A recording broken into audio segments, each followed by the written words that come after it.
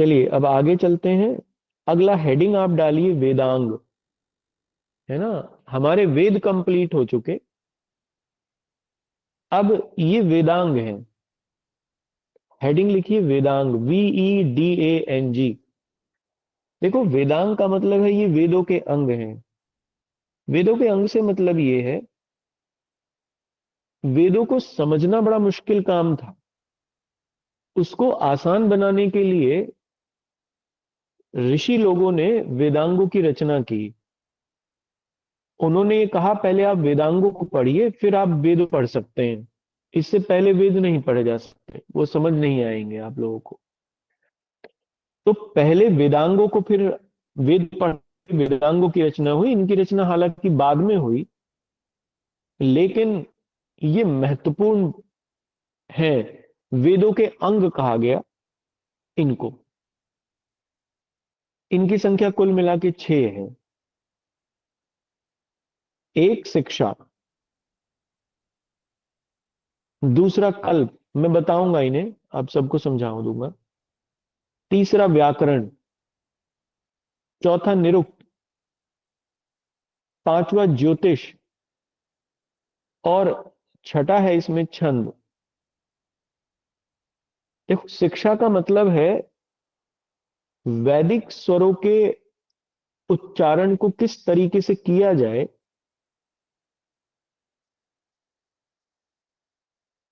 उसका अध्ययन शिक्षा में हम लोग करते थे।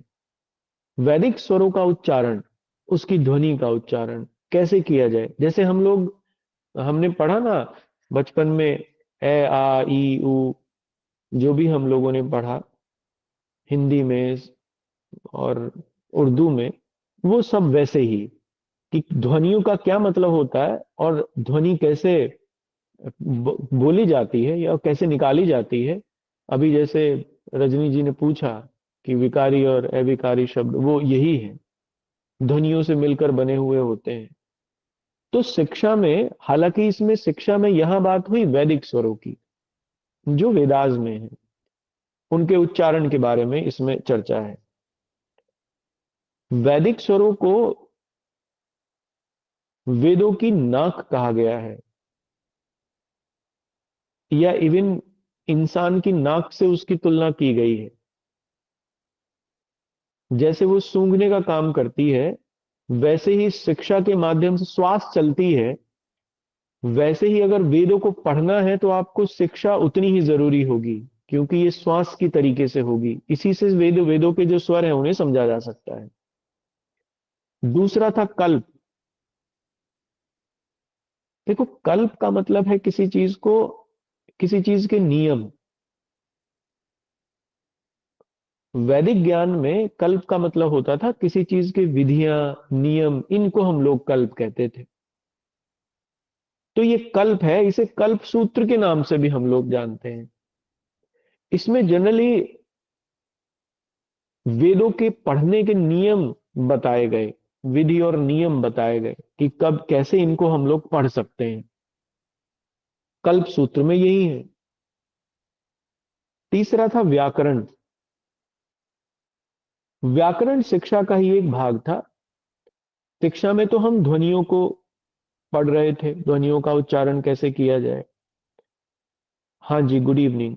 व्याकरण में कई सारी ध्वनियों को मिलाकर शब्द रचना कैसे हो, पहले तो धातु कैसे बने और फिर शब्द कैसे बने, इस सब के ऊपर चर्चा थी। उपसर्ग, प्रत्यय, ये सब व्याकरण का ही भाग है, आप लोगों ने पढ़ा है ये। तो फिर एक हिस्सा व्याकरण का हुआ। नेक्स्ट था निरुक्त। निरुक्त माने है, निरुक्त का अर्थ होता है किसी चीज का मतलब क्या है, द मीनिंग, अर्थ बताने वाले शास्त्र को निरुक्त कहते हैं। अब मैं जैसे, मैं बोल रहा हूं मैं, अब मैं का मतलब मैं ही क्यों है, या किसी ध्वनि का क्या मतलब हो सकता है इन रियल, ये निरुक्त में बताया गया। निरुक्त का मतलब है अर्थ एवं उसकी उत्पत्ति, यानी किसी ध्वनि का क्या अर्थ होता है, उसकी उत्पत्ति क्या होती है, that is the part of Nirukta. भाषा विज्ञान से जुड़ा हुआ है ये। थर्ड छंद मतलब जो भी है, थर्ड फोर्थ छंद, देखो कई सारे स्वरों को मिला के, वैदिक स्वरों को मिला के छंदों की रचना हुई। जितना भी वैदिक साहित्य है वो सब छंदों में है। कई छंदों के कई तरीके हैं, जैसे गायत्री, चतुष्क, जगती, वृहति, ये सब छंदों के नाम हैं। ये व्याकरण का ही भाग है हालांकि, लेकिन छंद कैसे बनते हैं इसके बारे में देखो। वैदिक साहित्य पद में है, पोएट्री में है। अब पोएट्री लिखने की एक आर्ट होती है ना, तो दैट इज पार्ट ऑफ छंद। उस आर्ट, वो जो आर्ट है वो छंद, छंद में है। और सबसे लास्ट था ज्योतिष। ये बड़ा इंटरेस्टिंग था। जो स्कॉलर्स थे वेदों के, वो ये मानते थे, वो ये कहते थे कि जो ये गूढ़ ज्ञान है या ये जो एब्सोल्यूट नॉलेज है, इसको ऐसा नहीं आप कभी भी ले सकते हो। इसके लिए आपको एक इस विशिष्ट समय के अंतर में जब आप लेंगे तभी आपको लिया जा सकता है, इसको ठीक से समझा जा सकता है, अदरवाइज तो नहीं। और ये बड़ी इंपॉर्टेंट बात थी। और वो इंपॉर्टेंट समय क्या था, ये तो विज्ञान भी कहता है आज। देखो जब आपका जैसे ना, अ, आप ये समझो कि मान लो दो दशाएं हैं आपके सामने, कि आपका एक दिन मूड बड़ा अच्छा है। मैं बड़ा नॉर्मल लेके बात कर रहा हूँ अब। आपका एक दिन मूड बड़ा अच्छा है, घर में सब कुछ बहुत अच्छा है, मन बड़ा खुश है आपका, और आपका स्टडी रूम बहुत ही अच्छे से आपने सजाया हुआ है, उसको ठीक ठाक से करा हुआ है। और जैसे ही आप उसके अंदर गए, आपको आपकी इंटरेस्टिंग जो सब्जेक्ट था वो उसकी किताब दिख गई, आपने बैठे और आप आराम से पढ़े। आप लंबे समय तक पढ़ सकते हैं इजीली, और ज्यादा से ज्यादा रिटेन कर सकते हैं उसमें से, क्योंकि everything is according to you. ऐसे में जो आपके वाइब्रेशंस हैं, आपके कह सकते हैं कि जो इलेक्ट्रोमैग्नेटिक फील्ड है आपका, वो इतना बॉडी का वो इतना ज्यादा बैलेंस्ड है कि जो भी आपने पढ़ा, जो भी आपने सीखा, वो तुरंत आप में समाहित होता चला गया, ग्रास्प करते आप उसको चले गए। नहीं तो आपको थकान होगी, नहीं आपको कोई और परेशानी होगी, और आप बेहतर परफॉर्मेंस दे पाएंगे। अब इसका उल्टा कर लो। पहले तो दोस्त से लड़ाई हुई बाहर, है ना, और फिर उसके बाद मूड खराब हो गया, किसी ने कुछ कह दिया, फिर उसके बाद घर आए तो घर में मम्मी ने कोई काम बता दिया, पिताजी ने कोई काम बता दिया, या कोई और बात हो गई। फिर उसके बाद सोचा चलो कुछ पढ़ लिया जाए, कमरे में गए, वहां सब इकट्ठा बिकटा पड़ा है, सब ऐसे ही। अब अगर आप पढ़ने की कोशिश करेंगे, नहीं पढ़ पाएंगे। और अगर पढ़ भी लिया कुछ, तो वो बहुत ज्यादा ग्रास्प नहीं रहेगा। दोनों में चेंज आ गया। और वो चेंज इसलिए आया क्योंकि आपका जो ऑरा, या जिसे इलेक्ट्रोमैग्नेटिक फील्ड हम लोग कहें, वो इम्बैलेंस था। पहले वाले में वो पूरी तरीके से बैलेंस था, दूसरे वाले में इम्बैलेंस हो गया। अब अगर आसपास की परिस्थितियां आपको इतना प्रभावित कर सकती हैं, तो फिर दूसरे ग्रहों से आने वाली जो ऊर्जा है, जो कि बहुत बड़े हैं और एनर्जी इमिट करते हैं, लगातार अर्थ के ऊपर आती है, वो भी आपके इलेक्ट्रोमैग्नेटिक फील्ड को प्रभावित करती होगी। और इसका उदाहरण बड़ा शानदार है। जब पृथ्वी पे ज्वार आता है तो चंद्रमा और सूर्य की ग्रेविटेशनल फोर्स से आता है। पानी कई मीटर ऊपर उठ जाता है, समुद्रों का पानी। मैंने सुना है फंडी की खाड़ी में तो 30 से 40 मीटर तक ऊपर उठ जाता है। इतने बड़े समुद्र को अगर कोई चीज इतना ऊपर उठा सकती है, तो ह्यूमन बॉडी तो 99% पानी से बनी हुई है। Then what. तो अगर एक चंद्रमा इतना कर सकता है, तो सूर्य और बृहस्पति क्या करेगा, जो पृथ्वी से बहुत बड़े बड़े हैं, कई सौ गुना बड़े, लगभग 300 गुना बड़ा ग्रह है। और बाकी तो दैट वाज द, मेरे कहने का मतलब है, that is also the part of study, कि आपको कब पढ़ना है, किस समय पढ़ना है, ये सब इसका विषय था, ज्योतिष का। इस नॉलेज को समझने के लिए ही ये लिखा गया था, ज्योतिष। और पतंजलि ने लिखा, आगे इस पे बहुत सारे लोगों ने बहुत सारी टीकाएं लिखी हैं। तो जनरली ये 6 पार्ट वेदांत के थे। 6 के 6 समझ में आ गए? क्लियर है? सर वो समझ हाँ में आ जी। गए।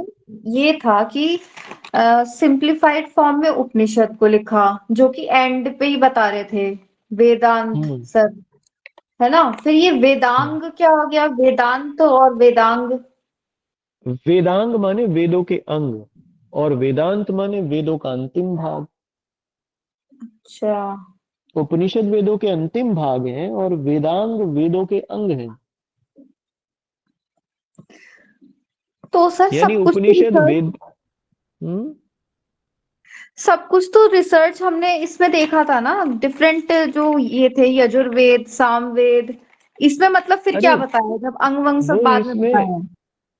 नहीं, वो इसलिए ना कि इनको पढ़ा कैसे जाए, समझा कैसे जाए।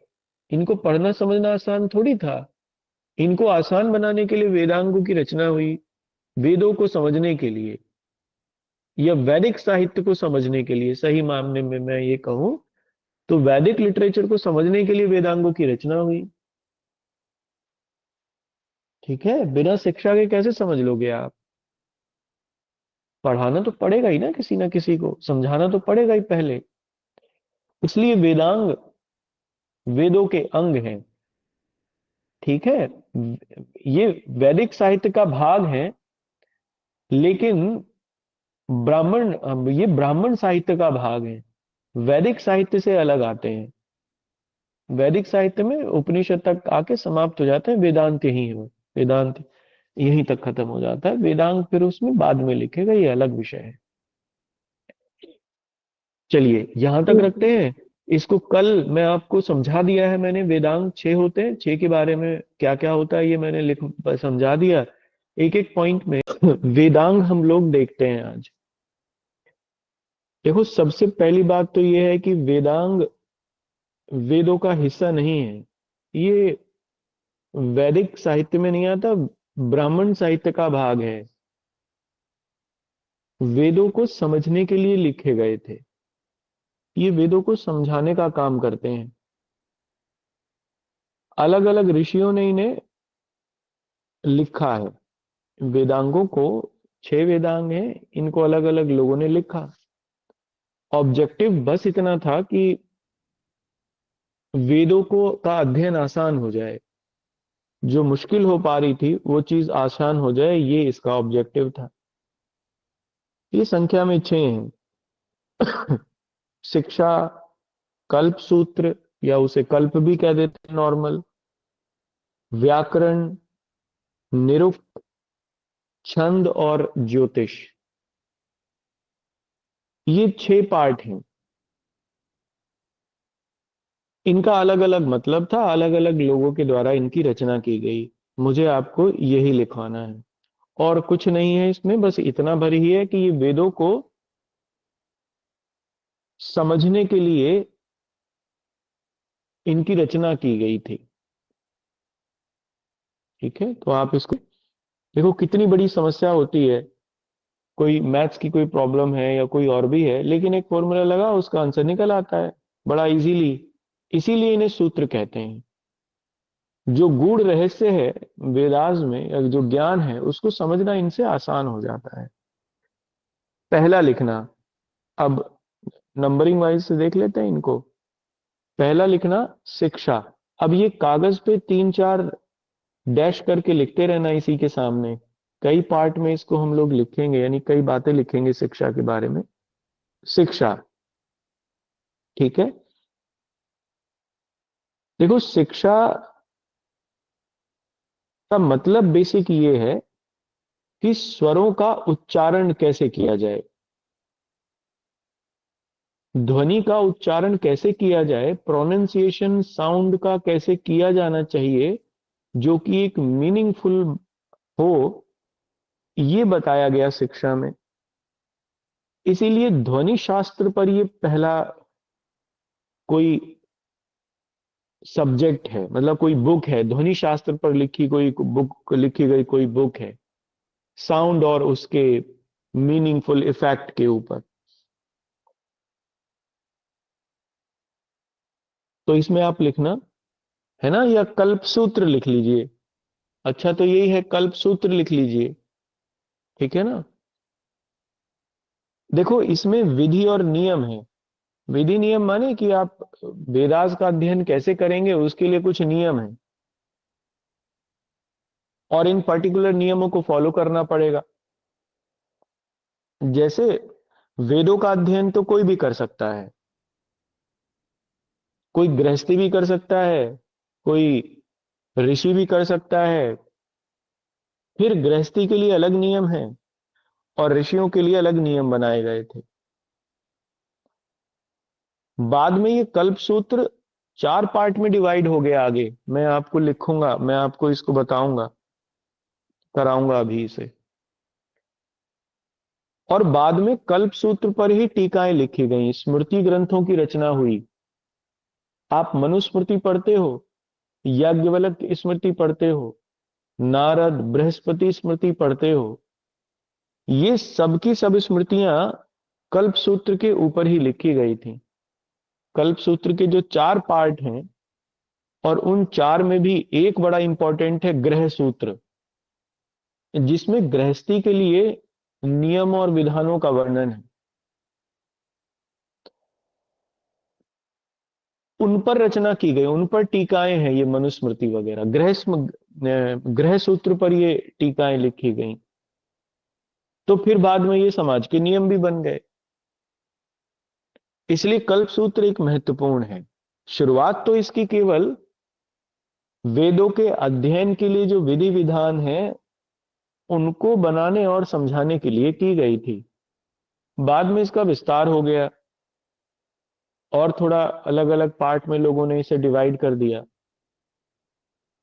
जैसे स्रोत सूत्र आश्वलायन ने लिखा, गृह सूत्र ये भी आश्वलायन ने लिखा, धर्म सूत्र ये बौधायन ने लिखा, और सुल्ल सूत्र ये भी बौधायन ने लिखा। तो इसमें जो गृह सूत्र है, आश्वलायन के द्वारा लिखा गया, इसके ऊपर फिर टीकाएं लिखी गई। एक्चुअली गृह सूत्र में हमारे इस लोक के कर्तव्य और परलोक के कर्तव्य दोनों का वर्णन है, रिस्पॉन्सिबिलिटीज। जो आदमी जन्म लेता है, वो उसके कर्तव्य इसके लिए क्या है, इस जन्म में क्या है, और परलोक के लिए क्या कर्तव्य है, दोनों को पूरा करना जरूरी माना गया किसी भी गृहस्थी के लिए, लौकिक और परलौकिक कर्तव्यों का। फिर बाद में इन्हीं पर टीकाएं लिखी गई। लौकिक कर्तव्यों के बारे में ही मनुस्मृति है, मनुस्मृति की रचना उसी के ऊपर हुई, इसलिए गृह सूत्र के ऊपर वो एक स्मृति है, गृह सूत्र के ऊपर एक टीका लिखी गई हो। आगे देखेंगे, इसी में कंटिन्यूएशन में करेंगे इसे। बात आई समझ में आप लोगों को? स्मृतियां कहां से आई? फिर सुनो ध्यान से। वेद लिख लिए गए, सब कुछ हो गया, लेकिन वेदों को समझना मुश्किल था। अभी भी समस्या यही थी कि वो समझ में नहीं आ रहे थे। बहुत प्रयास भी किए गए समझाने के, लेकिन वो प्रयास, क्योंकि नॉलेज जो होती है ना बेयर, वो आसानी से कहाँ आ पाती है। उसके लिए तो घिसना पड़ता है ना खुद को, और घिसना इतना आसान होता नहीं। तो इसे और आसान बनाने का तरीके खोजे गए। तो एक तरीका ये खोजा गया कि देखो, वेदों में ऋचाएं थीं, उन ऋचाओं का एक मतलब था, क्यों, और ऋचाएं बनी थी स्वरों से। तो स्वर का मतलब क्या होता है, ये समझना बड़ा जरूरी था। फिर यज्ञ थे, यज्ञों के अपने कुछ नियम थे। हमेशा एक यज्ञ का नियम ही होता है, यज्ञ का नियम होता है या नहीं होता? वो यज्ञ है। ये यज्ञ जो ये कह रहे हैं ना, ये आगे जो कल्प सूत्र है, ये कल्प सूत्र की जो बात है, इसमें जिस मैं यज्ञ की बात कर रहा हूं, यज्ञ संबंधी नियम, जैसे मैंने आश्वलायन या स्रोत सूत्र बताया, तो हाँ, इसमें जरूर यज्ञ का मतलब सिंबॉलिक चीजों के से संबंधित नियम और कानून है इसमें। तो आप इसमें लिखना है ना, पहला लिखना। तो हाँ देखो, वेदास में यज्ञों की बात थी, ऋचाओं की बात थी, तो फिर उनको समझाने के लिए ये वेदांगास बने। तो आप इसमें स्रोत लिख लिया आपने। दूसरा लिखो ग्रह सूत्र। दूसरा लिखना ग्रह सूत्र। मेगा आप ध्यान से सुनना। कल्प सूत्र का ही दूसरा भाग है ये। कल्प सूत्र के मैंने 4 पार्ट बताए आपको कि ये आगे 4 पार्ट में डिवाइड हो गया था। उसमें से एक तो है स्रोत सूत्र जिसमें यज्ञ संबंधी नियम है। दूसरा है ग्रह सूत्र। देखो ग्रह सूत्र में ये कहा गया कि कोई भी व्यक्ति है जिसने जन्म लिया है, इसके अपने कुछ कर्तव्य हैं। एक कर्तव्य तो इसमें इस लोक के हैं, और एक कर्तव्य इसमें परलोक के भी हैं, यानी किसी और दुनिया के भी हैं। क्योंकि हिंदू धर्मशास्त्र या उसे सनातन धर्मशास्त्र अगर कहें तो परलोक को भी वो मानते हैं। जैनिज्म वगैरह में नहीं मानते, लेकिन उसमें मानते हैं। तो ये माना गया कि कोई किसी भी व्यक्ति के इस लोक से संबंधित कुछ नियम होते हैं, कुछ परलोक से संबंधित नियम होते हैं। तो जो नियम है ग्रह सूत्र में वो यही है। इस लोक के क्या नियम है ये भी बताया गया है उसमें, और परलोक के कौन से नियम है उनको पूरा कर्तव्य है, उनको पूरा करना है, वो भी इसमें बताया गया। दोनों बातें इसमें बताई गई। तो आप इसमें ग्रह सूत्र। अब देखो इसमें रेस्पॉन्सिबिलिटीज हैं। ग्रह सूत्र में रेस्पॉन्सिबिलिटीज थी। बाद में जितनी स्मृतियां लिखी गई वो इस ग्रह सूत्र के ऊपर ही लिखी गई। इस ग्रह सूत्र को ध्यान में रखते ही ग्रह सूत्र और धर्म सूत्र, एक और है धर्म सूत्र बौधायन का। ग्रह सूत्र और धर्म सूत्र दोनों को ध्यान में रखते हुए लिखी गई। चलो पहले धर्म सूत्र को और लिखो, फिर मैं लिखवाता हूं स्मृतियों की कहानी। नेक्स्ट लिखो धर्म सूत्र। धर्म सूत्र देखो, धर्म सूत्र में केवल इस लोक के कर्तव्यों का वर्णन है। जैसे सामाजिक कर्तव्य हम लोगों के, कुछ राजनीतिक कर्तव्य हम लोगों के, और कुछ धार्मिक कर्तव्य हम लोगों के। इन कर्तव्यों का वर्णन है इसमें, और इन कर्तव्यों को पूरा करने की सलाह दी गई है। किसी व्यक्ति को किस तरीके से समाज में रहना है, और कैसे उसे अपने राजनीतिक प्रोसेस में, पॉलिटिकल प्रोसेस में पार्टिसिपेट करना है, ये सब का इसमें नियम है। तो डैश करके सुल्व सूत्र। सुल्व, SHULVA, सुल्व सूत्र। देखो सुल्व का मतलब होता है यज्ञ वेदी। हवन करने के लिए वो जो हवन कुंड बनाया जाता है उसे यज्ञ वेदी कहते हैं। उसके बनाने के कुछ नियम हैं। बेसिकली ये नियम सबसे पहले यजुर्वेद में थे। यजुर्वेद के ऊपर ही लिखा गया है ये सुल्भ सूत्र भी। ये ज्योमेट्री का सबसे पुराना, सबसे ओल्डेस्ट टेक्स्ट है। जब आपने देखा होगा यज्ञ वेदी बनती है उसमें 90 डिग्री का एंगल बनता है, 90 डिग्री के कोण पर बनती है यज्ञ वेदी।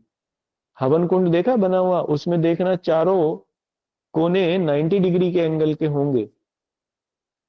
इसमें अलग अलग यज्ञों में अलग अलग तरीके की यज्ञ वेदी बनाई जाती थी। एक ही जैसी नहीं बनाई जाती थी। चतुर्भुजी, अष्टभुजी, षडभुजी, अलग अलग यज्ञ के अवसर पे अलग अलग तरीके की वेदी बनती थी। उसको भी बनाने के नियम भी थे, क्योंकि उसका एक मतलब होता है। वो सब नियम सुल्भ सूत्र में लिखे गए। ये ज्योमेट्री का, आपको केवल ये याद रखना है कि ये ज्योमेट्री का सबसे पुराना ग्रंथ है पूरी दुनिया का, पूरे वर्ल्ड का। ठीक है, तो आप लिखो सुल्भ सूत्र। इसमें लिखना, इसमें इसमें यज्ञ वेदी बनाए जाने से संबंधित नियम है। इसमें यज्ञ वेदी बनाए जाने से संबंधित नियम है। इन eight there is the description about how to form यज्ञ वेदी, उसको तो ऐसे ही लिख लीजिए, यज्ञ वेदी, पता नहीं अंग्रेजी में क्या होगा। यह यह ज्यामिति का यह ज्यामिति का विश्व का सबसे पुराना ग्रंथ है, या यह ज्यामिति पर लिखा गया विश्व का सबसे पुराना ग्रंथ है। It is the oldest text of the world it is the oldest text of the world written on geometry written on geometry. ये पूछा गया एग्जाम में, याद रखना, सुलभ सूत्र के बारे में। अब अगले पॉइंट से लिखना नोट करके। देखो, धर्म सूत्र और गृह सूत्र, और विशेष तौर पर धर्म सूत्र पर्टिकुलरली, इसी के ऊपर स्मृति ग्रंथ लिखे गए। धर्म सूत्र से ही स्मृति ग्रंथों का विकास हुआ। मनुस्मृति, याज्ञवल्क्य स्मृति, पाराशर, नारद, बृहस्पति, कात्यायन, गौतम, ये सभी स्मृतियां लिखी गई धर्म सूत्र को आधार बनाकर, क्योंकि धर्म सूत्र में ही किसी व्यक्ति के सामाजिक, आर्थिक और राजनीतिक कर्तव्यों का जिक्र था। और ये स्मृतियों में यही लिखे गए, कर्तव्य ही लिखे गए, किसी व्यक्ति के क्या कर्तव्य हैं, सामाजिक क्या है, राजनीतिक क्या है, ये सब बताए गए हैं। इसलिए स्मृति ग्रंथों का बाद में विकास हुआ धर्म सूत्र के आधार पर ही। हाँ खुश। सर स्मृति होती क्या है? स्मृति का मतलब होता है, अच्छा स्मृति माने क्या है? यहां तो मैम किसी का याददाश्त। नाम भी नहीं है स्मृति। मेमोरी। हाँ देखो, लोगों ने बताया सही, मेमोरी। स्मृति का मतलब है वो चीजें जिन्हें याद रखना जरूरी होता है। स्मृतियां में ऐसे रूल्स एंड रेगुलेशन है जिनको याद रखना जरूरी है, आप इन्हें नहीं भूल सकते, या इनको आपको नहीं भूलना चाहिए। भूलेंगे तो पनिशमेंट होगा, समाज के प्रति विद्रोह होगा। ठीक है, इसलिए जब भी किसी के पीछे स्मृति मिल जाए लिखा हुआ, तो मतलब ये ऐसे रूल्स और रेगुलेशन का बंच है जिसमें जिसमें जिनको याद रखना जरूरी है, जो इंपॉर्टेंट है, जो महत्वपूर्ण है।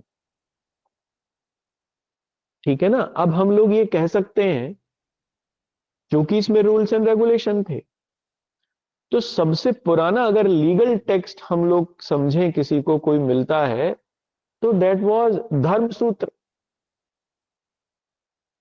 क्योंकि सोसाइटी उसी से चली। और बाद में अगर इसके बाद कुछ लीगल टेक्स्ट हम लोगों को देखने को मिलते हैं, तो फिर स्मृति ग्रंथ आते हैं। और मेरा ये पूरा विश्वास है कि आज तक आपने केवल यही पढ़ा होगा कि सबसे पुराना लीगल टेक्स्ट जो है वो स्मृतियां ही हैं, और उनमें मनुस्मृति है। यही पढ़ा था ना। Yes sir. लेकिन इससे भी पुरानी चीजें हैं, इससे भी पुराना है। धर्म सूत्र सबसे पुराना है, सबसे पुराना लीगल टेक्स्ट है। स्मृतियों का विकास उससे हुआ, धर्म सूत्र से हुआ। लेकिन मनुस्मृति लिखी गई। अब ये मनुस्मृति किसी एक व्यक्ति ने नहीं लिखी थी, मनु कोई एक व्यक्ति नहीं थे, Manu is a school of thought. ऐसे ही याज्ञवल्क्य कोई एक व्यक्ति नहीं था, that is a school of thought.